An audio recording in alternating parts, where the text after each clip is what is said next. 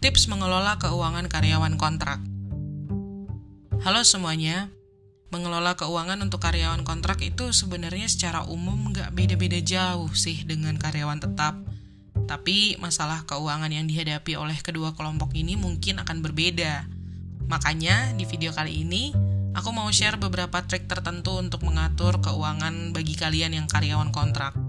Tapi sebelum itu, sebagai background, kita bahas sedikit dulu ya tentang status karyawan kontrak. Jadi begini, status karyawan kontrak itu artinya kalian bekerja buat suatu perusahaan dalam jangka waktu yang udah ditentuin. Nah, ketika kalian berstatus sebagai pegawai kontrak, kalian bakal kerja sesuai sama perjanjian kerja waktu tertentu atau PKWT. Nah, PKWT itu berlaku buat hubungan kerja antara perusahaan sama karyawan berdasarkan waktu atau tugas yang spesifik.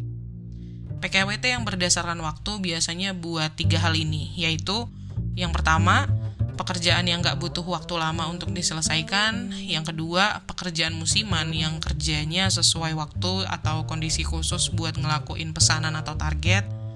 Terus yang ketiga, pekerjaan yang terkait dengan pembuatan produk baru, kegiatan baru, atau produk tambahan. Terus PKWT yang berdasarkan tugas spesifik tuh biasanya buat 2 hal ini. Pekerjaan yang cuma butuh diselesaikan sekali atau pekerjaan yang sifatnya sementara. Nah, PKWT juga bisa buat jenis kerjaan yang nggak tentu waktu dan volumenya. Misalnya kayak pekerja harian yang bayarannya sesuai kehadiran aja. Sekarang kalian pasti tahu kan kalau status karyawan kontrak itu lagi naik daun lewat sistem outsourcing. Banyak perusahaan sekarang lebih memilih untuk menggunakan karyawan lewat agen penyedia tenaga kerja, terutama buat kerjaan yang bukan inti dari bisnis mereka. Nah, menjadi karyawan kontrak itu punya tantangannya sendiri, terutama soal finansial. Masalah yang paling sering dihadapin sama karyawan kontrak tuh kadang bisa tiba-tiba nggak dapat penghasilan sama sekali dan susah banget buat minta kredit. Ini dia masalah yang pertama. Kurangnya stabilitas penghasilan alias bisa hilang tiba-tiba. Risiko paling besar jadi karyawan kontrak itu ya kerjaan yang nggak stabil. Ya memang dari sisi gaji karyawan kontrak tetap dapat pendapatan yang reguler. Tapi risikonya kontrak bisa nggak diperpanjang sewaktu-waktu sama perusahaan. Nggak ada jaminan kalian bakal bisa tetap kerja di situ terus-menerus. Kalau kerja kalian bagus, mungkin bisa jadi kalian diangkat jadi karyawan tetap. Tapi kalau kalian kerjanya nggak bagus dan kontraknya habis, ya kalian berisiko nggak dapat duit lagi dan harus cari kerjaan baru. Terus masalah lain yang sering dihadapi oleh pegawai kontrak itu adalah susah banget dapat kredit. Karyawan kontrak kan hidupnya bisa dibilang nggak terlalu jelas ya jangka panjang finansialnya karena nggak ada jaminan penghasilan yang tetap. Jadi kalian bakal kesusahan buat nyari kredit, khususnya kalau kalian mau apply kredit pemilikan rumah atau KPR ke bank. Biasanya salah satu syarat buat apply KPR itu harus punya status karyawan tetap di suatu perusahaan. Bukan cuma KPR doang, karyawan kontrak juga lebih susah buat dapetin kredit lain dari bank kayak kartu kredit atau KTA. Walaupun ya nggak semua bank menolak pengajuan kredit dari karyawan kontrak. Kalau kalian karyawan kontrak masih ada kesempatan buat dapetin kredit kalau kemampuan finansial kalian memadai. Nah, sekarang aku mau bahas soal bedanya gaji, tunjangan, dan bonus antara karyawan yang kontrak sama yang tetap. Basically sebenarnya gaji buat karyawan kontrak dan tetap itu nggak terlalu beda-beda banget. Karyawan kontrak juga punya hak untuk mendapatkan gaji yang sesuai dengan kerjaan yang dia lakukan. Besarnya gaji karyawan kontrak juga mengikuti aturan yang berlaku, termasuk aturan soal UMR atau upah minimum regional tempat dia bekerja. Kalau gaji karyawan tetap itu lebih gede, ya mungkin biasanya itu karena tanggung jawab dan jam kerjanya mereka lebih banyak. Salah satu nilai plus jadi karyawan tetap itu bisa dapat kenaikan gaji dan bonus kalau kerjaannya bagus banget sampai melebihi ekspektasi perusahaan.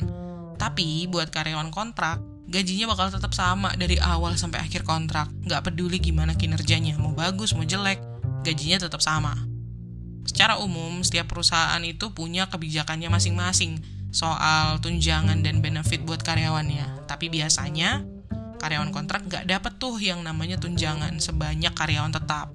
Benefit kayak tunjangan jabatan, jaminan kerja, asuransi kesehatan, ataupun pensiun bisa aja nggak ada tuh buat karyawan kontrak. Tapi meskipun kayak gitu, bukan berarti karyawan kontrak nggak bisa punya yang namanya stabilitas finansial dan kebebasan kayak karyawan tetap. Nah, gimana sih caranya supaya kalian yang masih menjadi karyawan kontrak bisa ngatur duit biar stabil dan aman?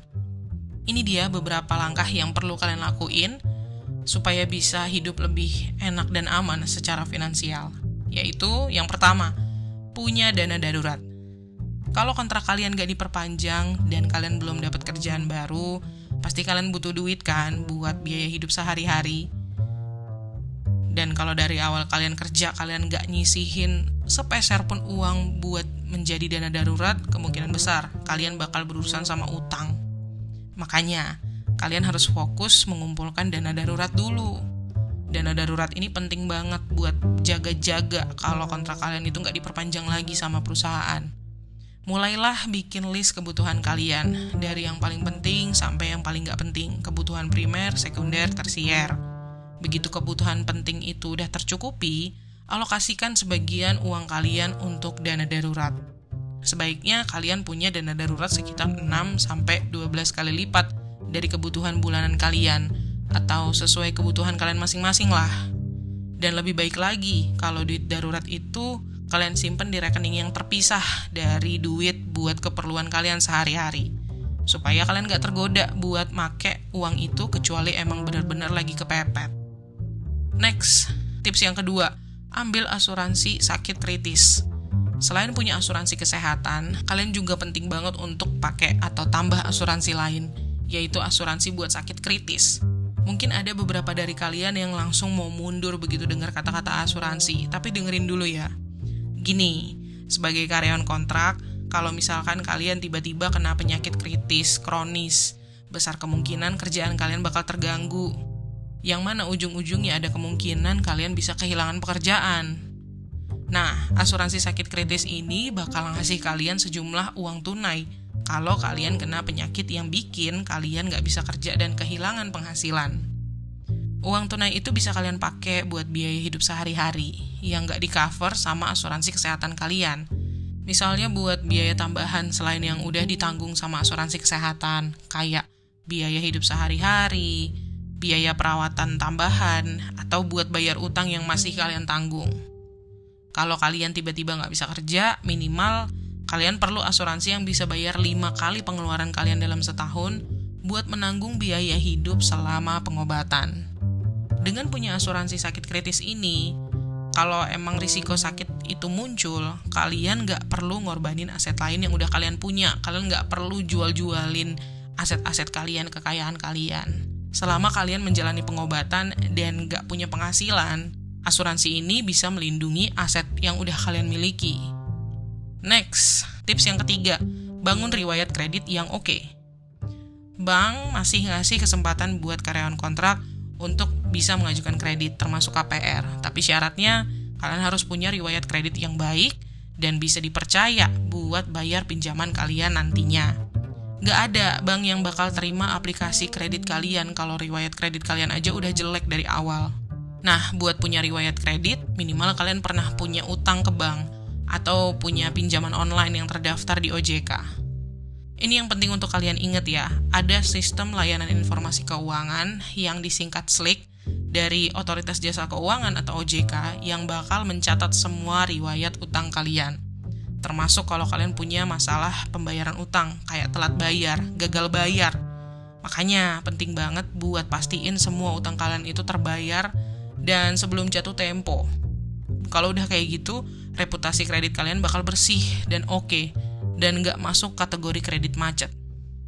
Jadi kalau sewaktu-waktu kalian mau beli rumah pakai KPR, pengajuan kredit kalian bisa lebih besar dan kemudian bisa diterima sama bank.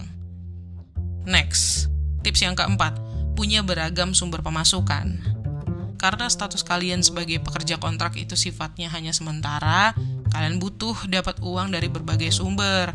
Nih, ada satu keuntungan yang dimiliki karyawan kontrak tapi nggak ada di karyawan tetap, yaitu adalah kalian yang masih karyawan kontrak itu nggak terikat banget sama satu perusahaan. Karena itulah, kalian punya waktu luang yang lebih yang bisa kalian manfaatkan untuk hal-hal lain, yaitu side hustling alias melakukan pekerjaan sampingan. Nah, kalau kalian punya kerjaan sampingan, itu bisa bantu kalian mengasah kemampuan dan mendapatkan uang tambahan. Tapi meskipun kalian udah dapat uang lebih dari side hustling ini, kalian harus tetap hati-hati dalam mengontrol keuangan ya guys. Baiknya kalau bisa, duit tambahan itu kalian pakai dulu buat investasi, biar jadi passive income. Dan kedepannya kalian gak harus terus-terusan kerja. Walaupun dengan menjadi karyawan kontrak, karir kalian itu gak pasti-pasti banget, karena statusnya cuma karyawan kontrak, karyawan yang sementara. Bukan berarti kalian gak bisa punya rencana keuangan untuk mendapatkan stabilitas hidup. Intinya, dengan memutar otak, disiplin, dan konsisten, kalian pasti bisa mencapai tujuan keuangan kalian sesuai yang diinginkan. Semangat terus ya buat kalian yang masih berjuang sebagai karyawan kontrak. Terima kasih udah nonton. Jangan lupa klik tombol like dan subscribe, dan komen tips apa lagi yang kamu butuhin seputar finansial.